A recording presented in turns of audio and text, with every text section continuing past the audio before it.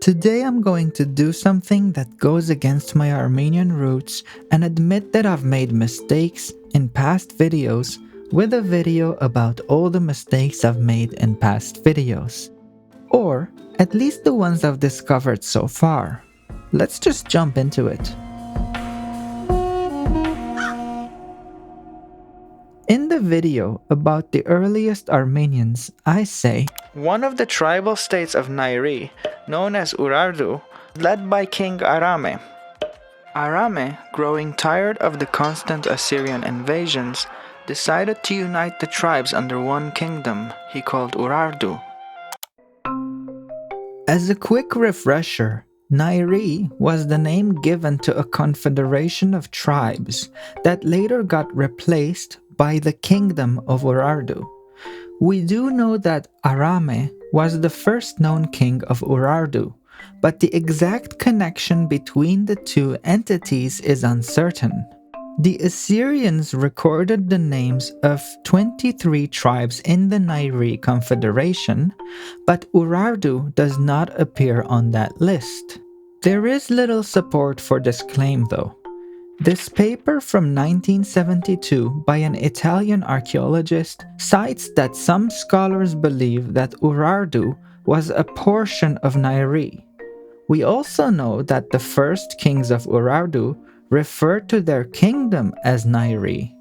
But for me to extrapolate that one of the tribes was named Urartu, led by Arame, who united the tribes, is a bit of a stretch, and that is why I've decided to include it in this video.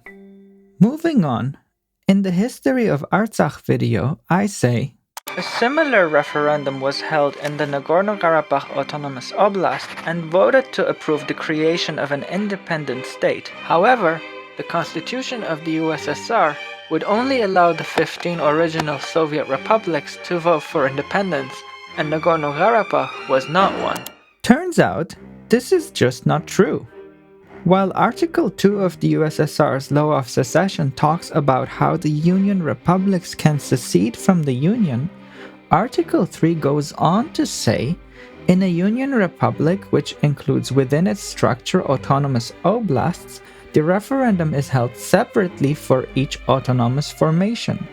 The people of autonomous formations retain the right to decide independently the question of remaining within the USSR and to raise the question of their own state legal status!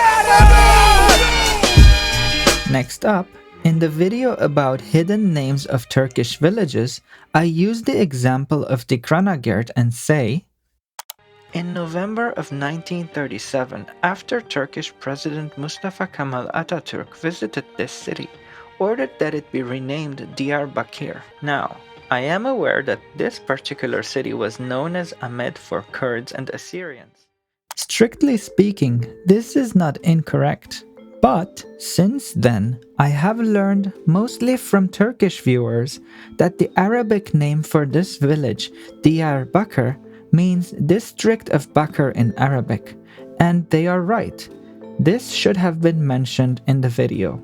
But I want to add that this is not the rebuttal that they might think it is.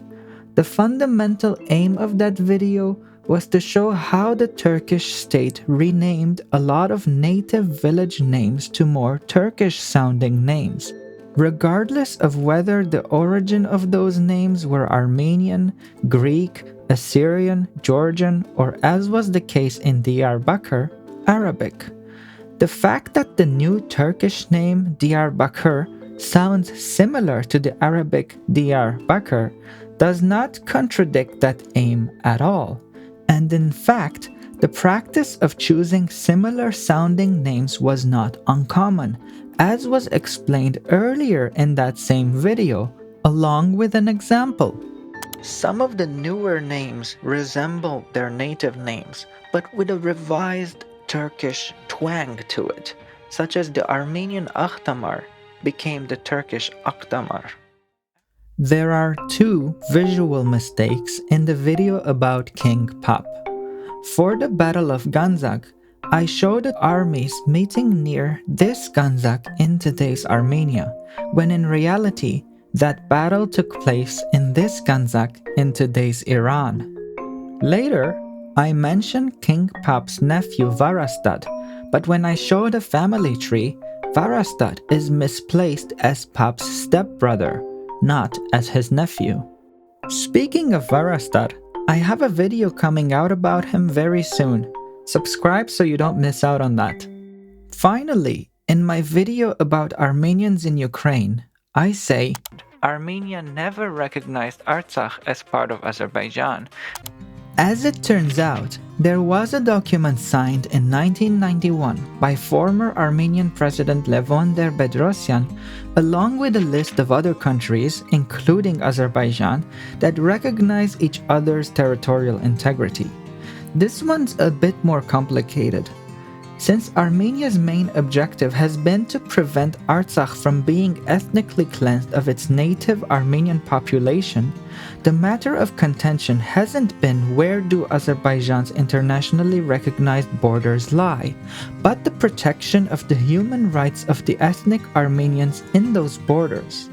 One such human right is the right to self-determination, which is a cardinal principle in modern international law.